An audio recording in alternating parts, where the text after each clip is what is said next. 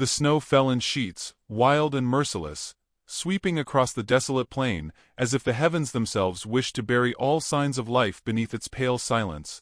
The wind howled like a beast too long starved, rattling the half-collapsed roof of the abandoned train station, where Maribel Dawson crouched, her back pressed to the wall, her fingers clinging to the ragged cloth knotted around her face. The fabric was stiff with dried blood and snowmelt, clinging to her skin, a barrier between her and the world's cruel eyes. She could not feel her toes. She had lost count of how many hours she had waited there, shivering, praying the storm might take her quickly. Yet the will to vanish warred with the stubborn ache to survive. Every heartbeat reminded her she was still tethered to this earth, still forced to breathe the icy air, still condemned to bear the shame of what had been done to her. A crunch of snow carried over the wind. She stiffened. The shape that emerged from the swirling white did not seem entirely of this world.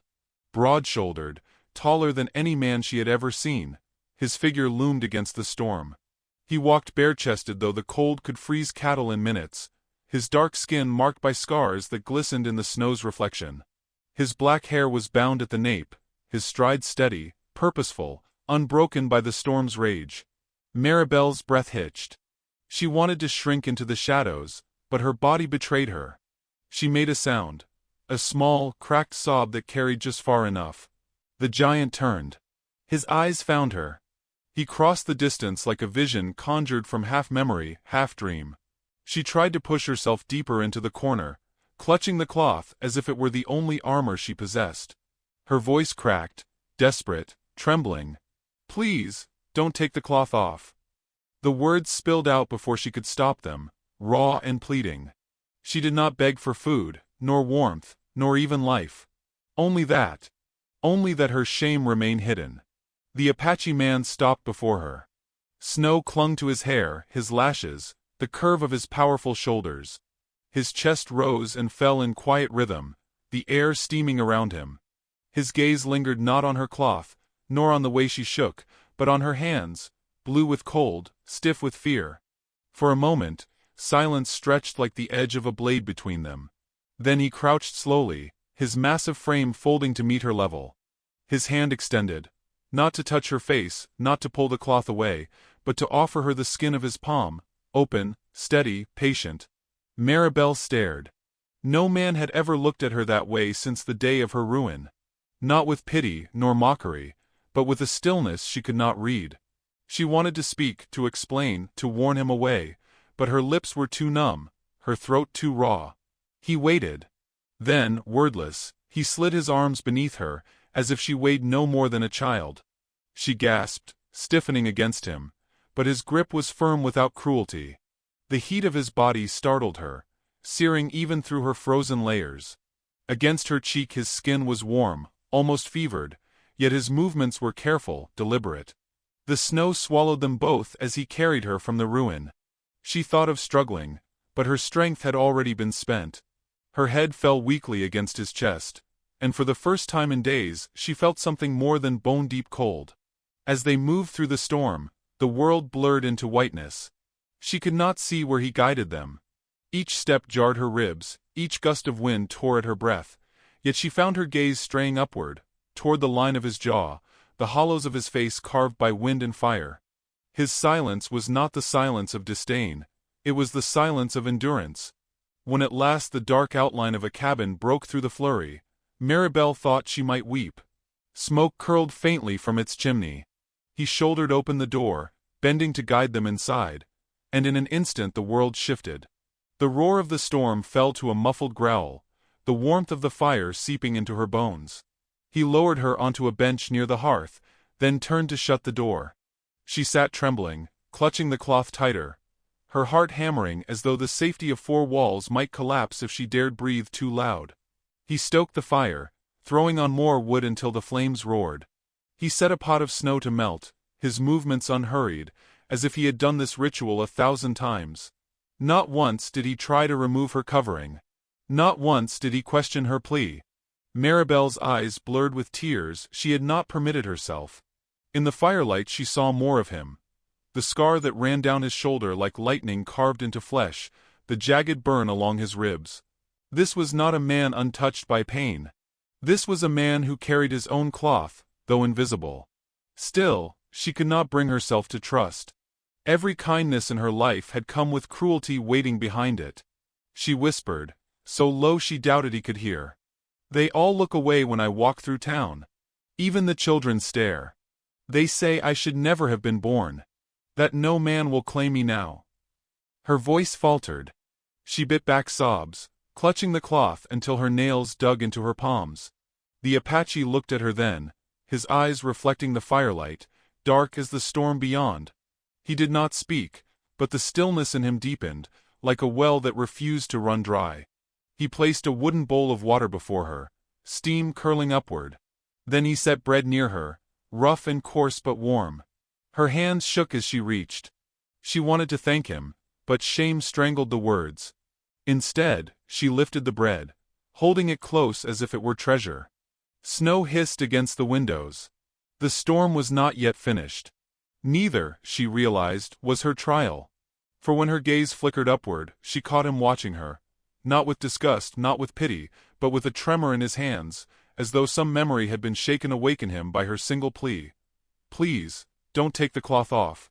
And for the first time, she wondered what it was he carried, hidden beneath his silence, waiting for its own cloth to be torn away.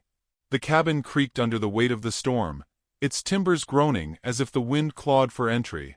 Inside, the fire had grown bold, painting the walls in shifting gold and shadow. Maribel sat hunched on the bench where he had placed her, her thin dress clinging damp to her skin, steam rising faintly as warmth seeped into her frozen bones. The cloth still bound her face, tight, suffocating, her fingers pressing against it as though it might fuse there forever. The Apache moved through the cabin without speaking, his steps steady, deliberate. He poured the melted snow into a kettle, set it back onto the fire, and began slicing strips of dried meat. His movements spoke of routine, of a life pared down to essentials, survival, not comfort. The silence pressed on her chest heavier than the storm outside. She wanted words, but feared them. Words had always betrayed her, opened wounds, given others their chance to laugh. It was safer to let the cloth speak for her, to let it stand as her shield. Yet his silence was not the sneering quiet of those who judged.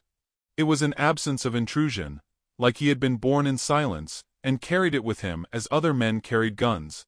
When he finally placed a wooden bowl before her, the broth steaming, the smell of meat sharp in the air, her hands trembled. Hunger fought shame inside her, clawing for dominion. She lifted the bowl only slightly, sipping without lifting the cloth, tilting the liquid beneath its edge. Some spilled down her chin, burning, and she flinched, certain he would notice, certain he would laugh. He did not. He returned to the fire, tending it with a poker, the glow reflecting against his scarred chest. Maribel's eyes lingered on those marks. Burns, ragged and uneven, as though seared into him not by accident but by design. Men had mocked her scar, said it made her monstrous. Yet this man carried his with no apology. She could not understand it. Why? Her voice broke before she could finish. She forced the question out, thin as smoke. Why are you out there without a shirt in the snow? It was foolish, she knew. Yet something in her demanded to understand. He turned his head slowly, his dark hair shifting like ink against his shoulders. For a heartbeat she thought he would remain silent, that he had no words for her. Then, low and even, his voice reached her. The cold reminds me I am alive. She shuddered. There was no boast in the words, no hardness. Only truth, spoken simply. Her hand lifted instinctively to her cloth, pressing it tighter.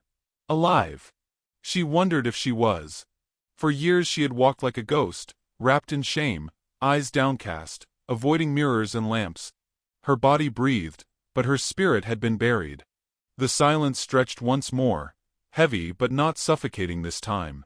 She set the bowl aside, her stomach half-filled but restless.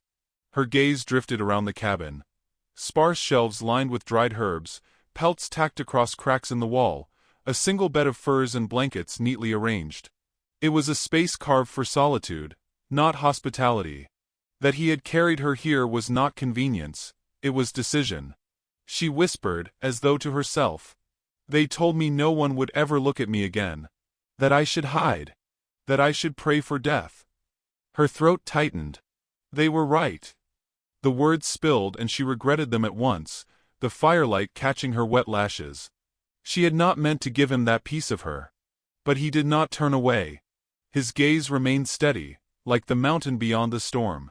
He placed the poker down, walked across the room, and crouched near the bench, his massive frame folding into her small corner of existence. She tensed, pressing back against the wall, her heart thrumming against her ribs. His hand extended again, open, palm up, the same way it had been in the station. A gesture of offering, not demand. He did not reach for the cloth. He did not demand her face. Only waited, still and patient, as though time itself bent to his quiet.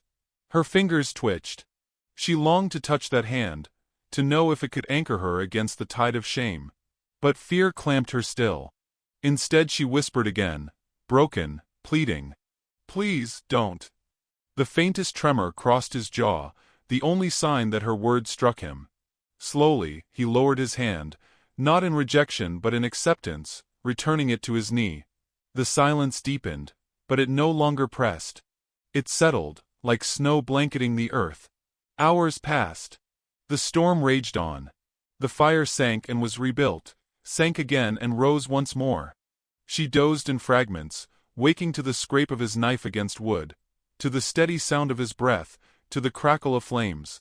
Every time she startled awake, the cloth still clung to her face, and every time he had not touched it. At some point, her exhaustion overcame her fear. She watched him from beneath heavy lids, his profile against the firelight sharp and strong, eyes far away as though haunted by places she could not see. His scars caught the glow, and she thought again of his words. The cold reminds me I am alive.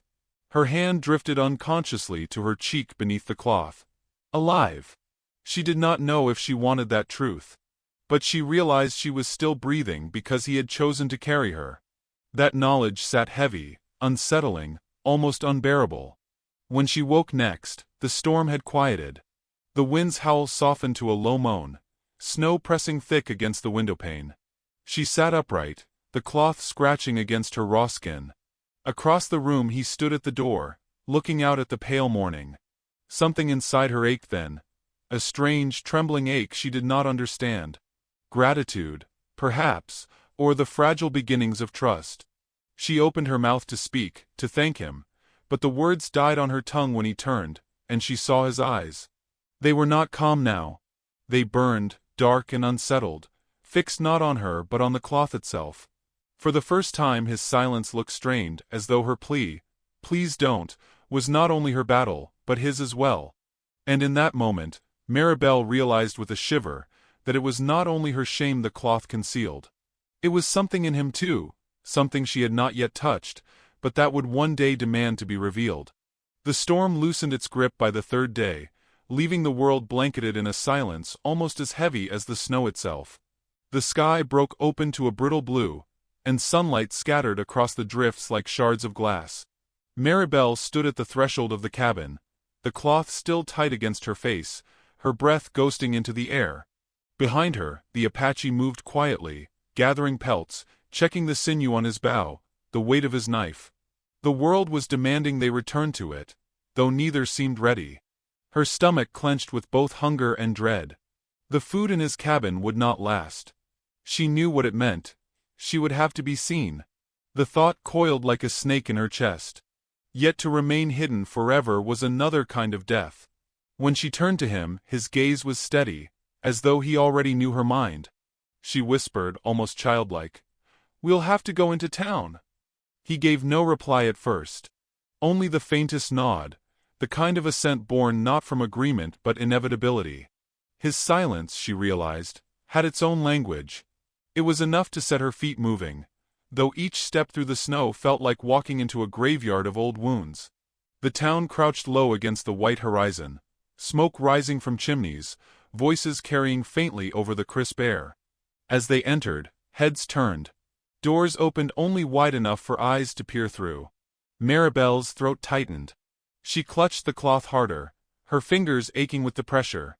Whispers began before they reached the mercantile. "Look at her, hiding again." And with him, God save her soul. The words sliced sharper than any blade. Mrs. Callahan stood outside the church, her arms wrapped in a shawl, her lips pinched. She watched them approach with the relish of someone who feeds on gossip the way others feed on bread. "Maribel Dawson," she called out, her voice loud enough for all to hear. "So this is what you've come to? Living with a savage now? Did shame finally drive you so far?" The blood drained from Maribel's face beneath the cloth. Her knees trembled. She wanted to run, to vanish into the snow. But before she could move, Dakota stopped, his height towering, his shadow spilling long across the snow. He did not speak. He did not need to. The silence radiating from him pressed heavier than Callahan's words, his very presence enough to still the jeers for a moment. But Sheriff Harlan Briggs stepped forward then, his hat low, his voice carrying the weight of law though not of mercy.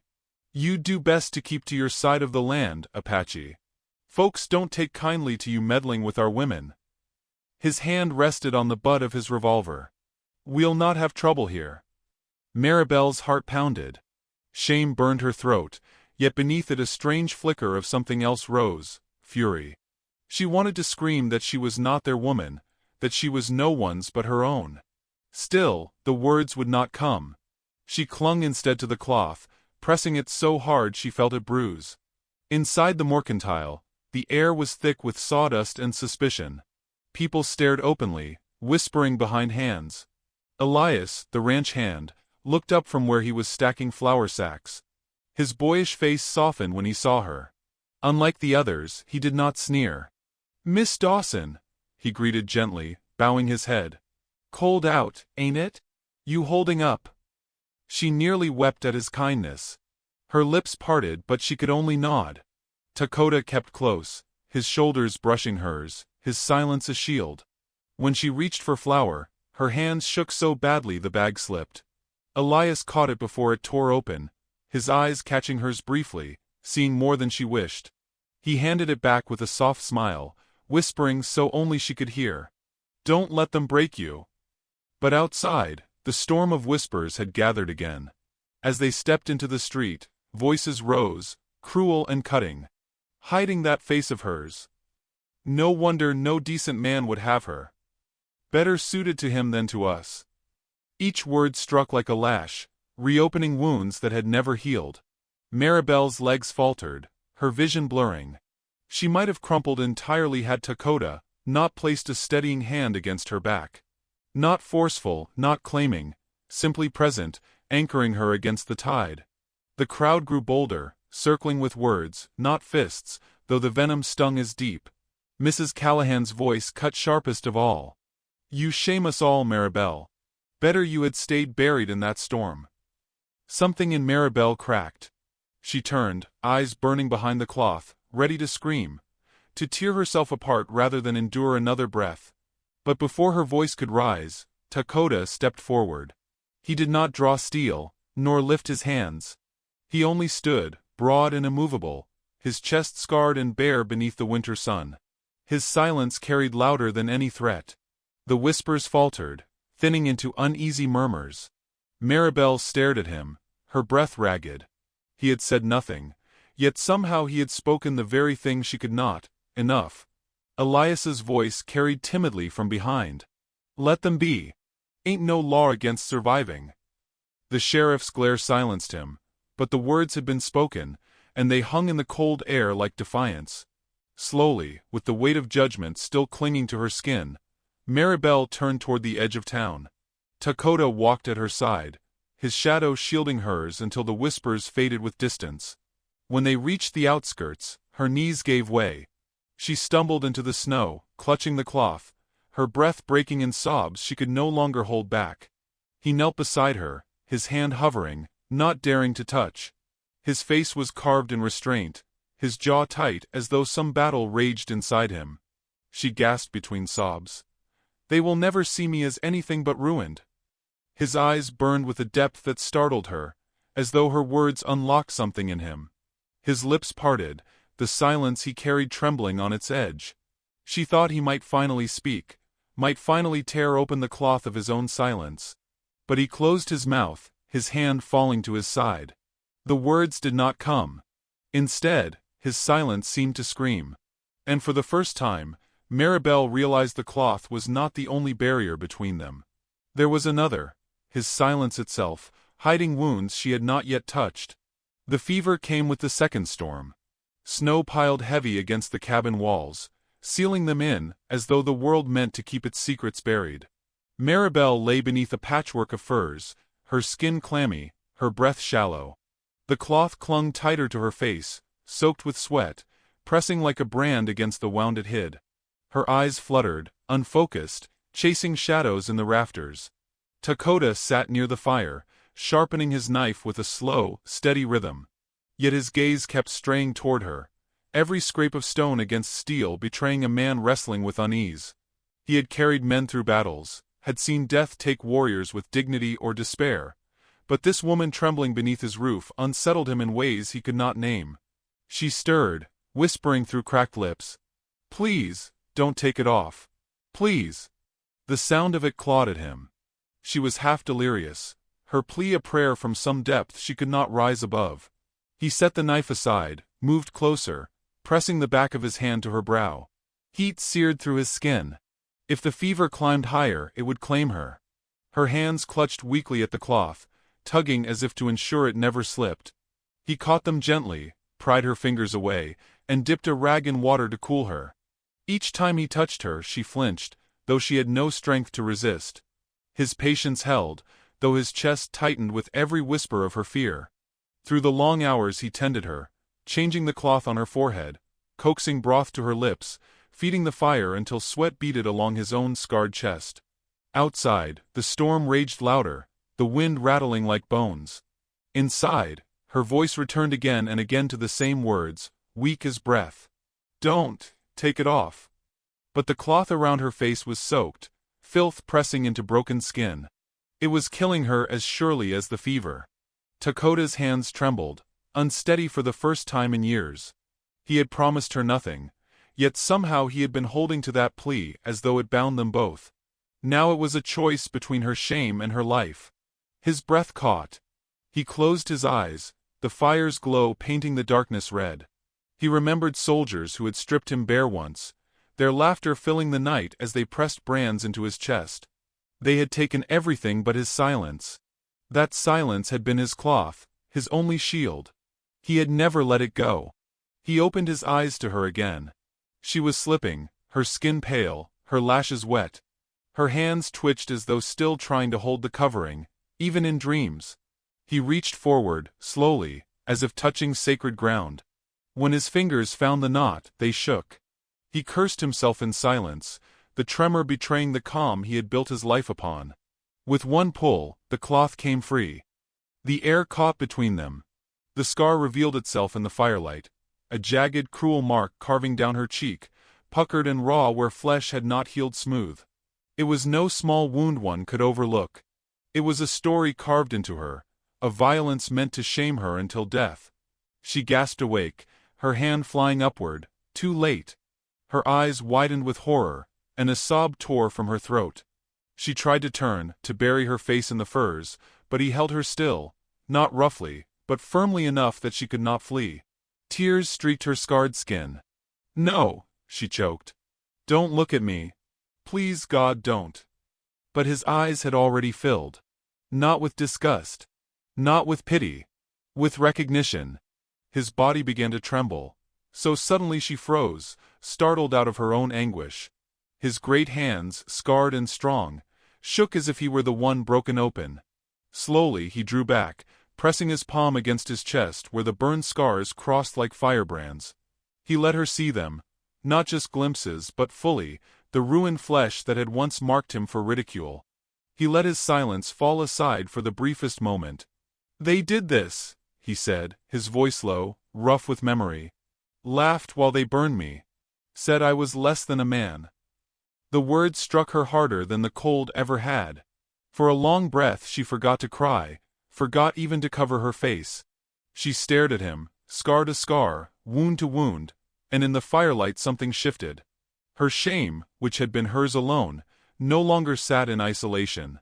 It met his, and together it became something different, something that breathed. Her hands fell from her face, trembling as they rested in her lap. He did not reach for her, did not bind her with touch or words. He only sat across from her, his chest rising and falling in uneven rhythm, his scars bared as if to say, "You are not alone in this ruin." The fever did not vanish, but her sobs softened. Her breath steadied. For the first time since the cloth had been tied, she did not lunge to hide. The fire cracked between them, snow hissing against the windows, the world outside erased by white. In that cabin, two broken bodies sat across from each other in silence. The air trembled not with judgment, but with the fragile weight of recognition. She felt it in her chest like a wound healing from within, a slow, searing ache that might one day become strength. Her eyes closed, not from shame but exhaustion. Sleep tugged her under, her scar still bared to the fire. Takota kept his vigil, the tremor in his hands fading into stillness. He did not replace the cloth. He would not again. Yet as the storm pressed harder against the walls, he knew their reckoning was not over. The world outside had already judged them both, and it would not forgive easily. But something inside him whispered that the cloth had not only hidden her face, it had hidden the truth that now bound them together. And though she slept, her scar burning bright in the firelight, he whispered in his own tongue, words she could not hear, but that carried the weight of a vow. The storm answered, rattling the cabin, as though daring them both to step back into a world that would never look at them with mercy. The storm passed, but it left behind a silence heavier than its howl. The land lay buried, white and endless, as though the world had been stripped clean of its sins. Inside the cabin, the fire still burned, though lower now, its embers glowing like the last heartbeat of something fragile. Maribel stirred on the bed of furs, her scar bared to the open air, no cloth between her and the man who had seen her at her weakest. She woke slowly, her lashes damp, her throat dry, but when her eyes opened, she found him still there. Takota, seated near the hearth, his back straight, his gaze steady on the flames. He had not turned away. She sat up, clutching the blanket to her chest, self-conscious even in warmth. The air between them felt changed, irrevocably. She touched her face, half expecting to find the cloth still there, but her hand met nothing but bare skin. Her stomach twisted, shame rising like bile, but she forced her eyes to him. He did not flinch. His gaze softened, though he said nothing.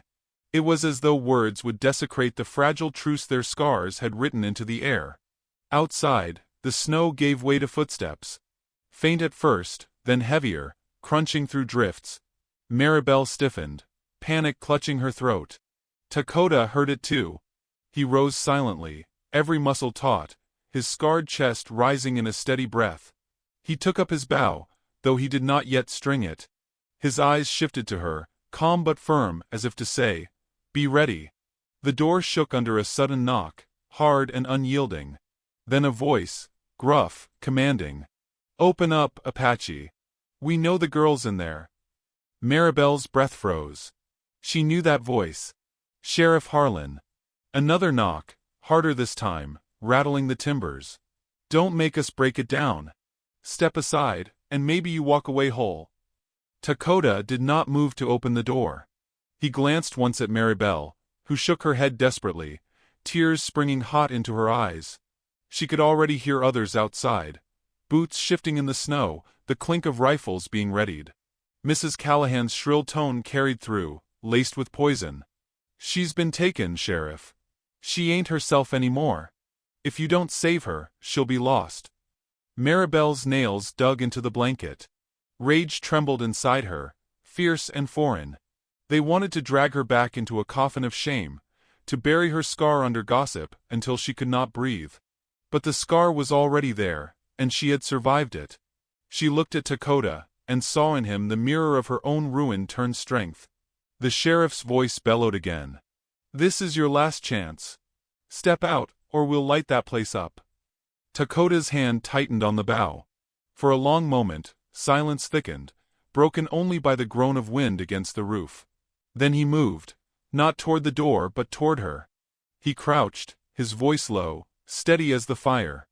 "They want you to hide again. You choose." The words hit her like an arrow. She had never been given choice before, only commands, pity, judgment. Her heart thundered. She rose, unsteady, and drew the blanket around her shoulders. Her body shook, but her legs carried her to the door. Dakota followed, not to lead but to stand at her side. The knock came again, fierce enough to crack wood. Maribel's hand hovered over the latch. Her reflection shimmered faintly in the iron, scar bare, eyes wet but burning. She whispered, "No more hiding." And she flung the door open. The crowd stood in the snow, rifles glinting, faces twisted with suspicion. Sheriff Harlan loomed at the front, his hand on his gun. Mrs. Callahan clutched her shawl as though warding off evil. Gasps rippled through the gathering as Maribel stood revealed, the scar in full view. Her voice broke but held. "I am not his prisoner. I am here because I choose to be." The words cut the air like a blade. For a heartbeat, silence blanketed the street. Then laughter broke from one man, sharp and cruel. Others sneered. Callahan spat into the snow. "Look at her. Who'd choose to live like that?" Something in Maribel snapped. She stepped forward, her bare feet sinking into the snow, her body trembling but unyielding. "I survived what you would not. You call me ruined, but it is you who bury your shame behind whispers.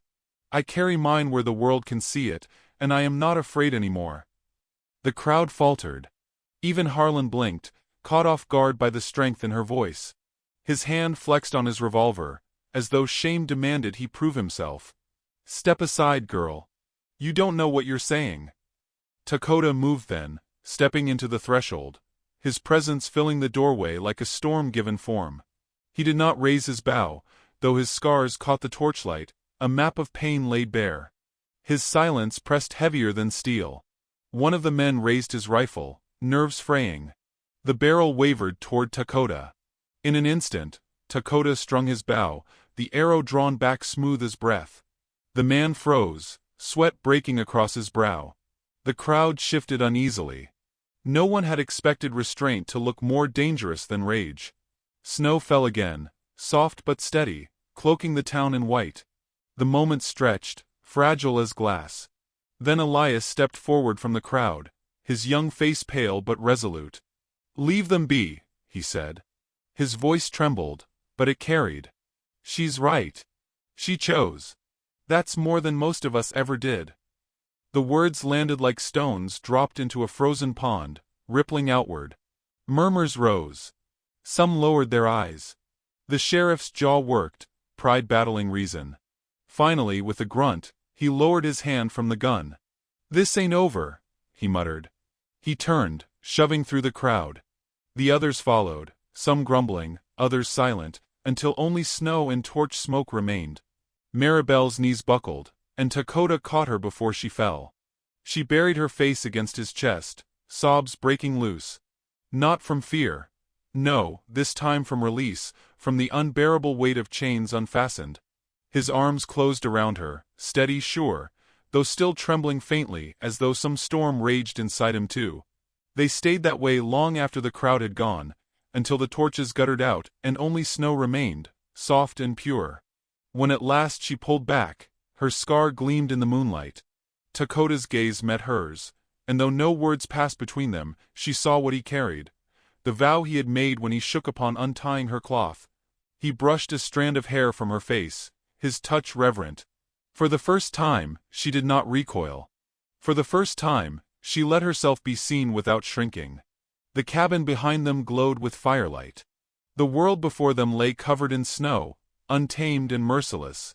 Yet in that space between fire and snow, shame and survival, two souls scarred by cruelty had stood their ground. The old soul who would one day whisper this story into the ears of those weary by firelight would say it plain. Scars are not ruin. They are proof. Proof that the world tried to break them and failed. Proof that dignity, once claimed, can never again be stolen. And as dawn broke, casting the snow in gold, Maribel Dawson stepped into the new day with her scar uncovered, Dakota at her side, the fire of choice burning brighter than the storm that had once threatened to bury her.